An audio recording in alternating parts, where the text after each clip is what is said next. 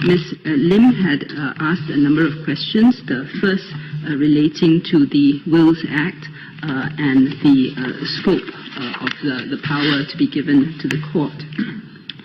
What was driving this amendment was a Singapore Court of Appeal decision in Chio Yeo and Associates and another, where the Court of Appeal held, obiter, that the remedy of rectification of wills is not available in Singapore.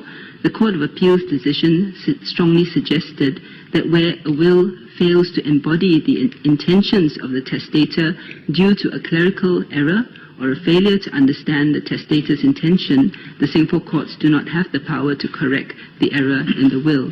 So this particular amendment was intended to address that and to give the court the power to correct a clerical error or to give effect to the testator's intention where there was a failure to understand that intention. With respect to costs, that is really just intended to bring the position with respect to the government into alignment with that for other parties in normal civil proceedings, and the costs remain at the discretion of the courts. So it is not intended to give the government any additional power, but just to bring it in line with other normal civil proceedings.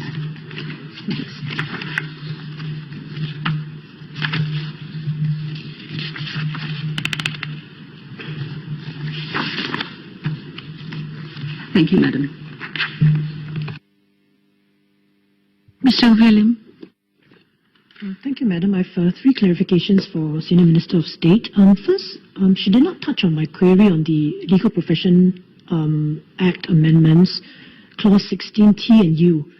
What are the circumstances contemplated under which the Minister would prescribe rules to exempt lawyers who had, on the face of it, committed some misconduct, according to what's phrased in the bill? Second clarification concerns the Wills Act. She mentioned that it was spurred on by the recent Court of Appeal case, but I'd like her to confirm whether the wording, the inspiration for the wording came from the UK, and whether she's aware of the case which I cited, Rawlings and Marley and Rawlings, which interpreted that provision very widely, and whether it's the intention of the government to give the court this kind of width of ratification power. Third clarification concerns costs of government proceedings. She mentioned that this does not give the government additional powers, but the fact is that under the existing Section 29 of the Government Proceedings Act, the cost claimable is limited to 2. So this amendment would actually give an allowance for the court to certify more than 2 lawyers' costs being payable. So it is a change to the legal position as far as the GPA is concerned. And I have my grave reservations about this clause for the reasons which I stated earlier.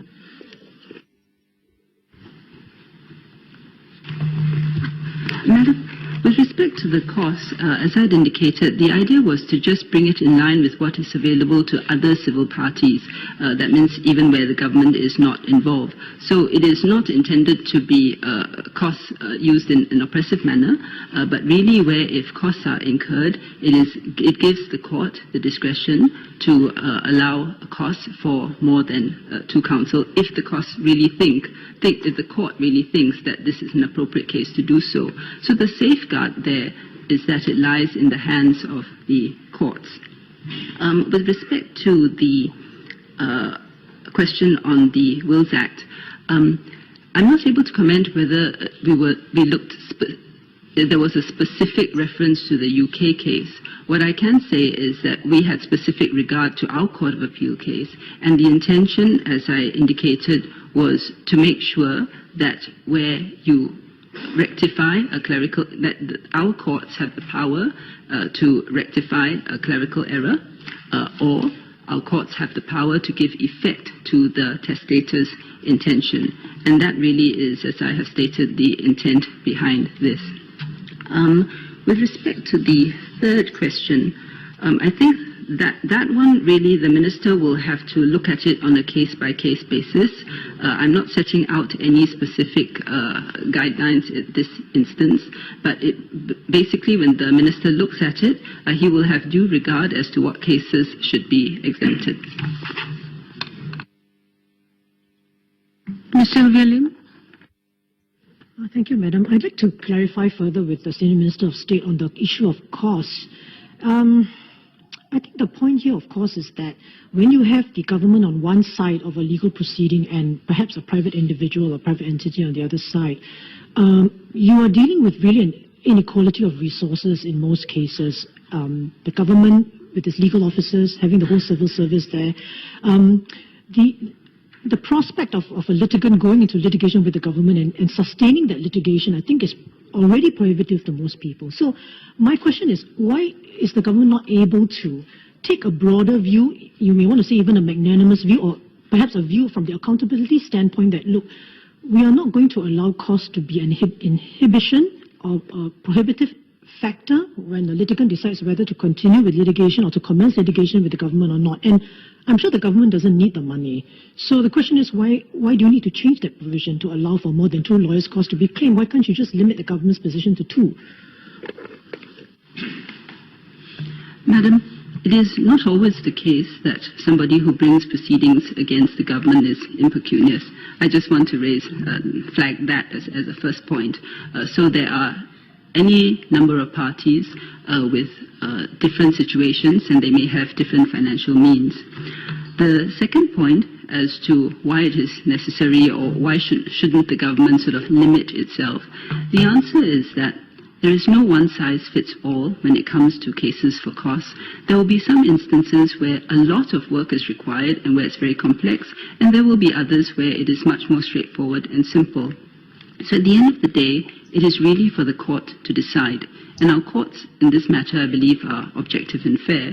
So the idea is that if it is a case that really a lot of work was incurred and it appears to the court that it is fair and just to award costs for more than 2 counsel in such a situation, the court can do so. But if the court, having taken into account the circumstances of the case, feels that it is not equitable to do so, then it will be up to the court. So at the end of the day, I think it rests with the court to do the right thing with respect to costs.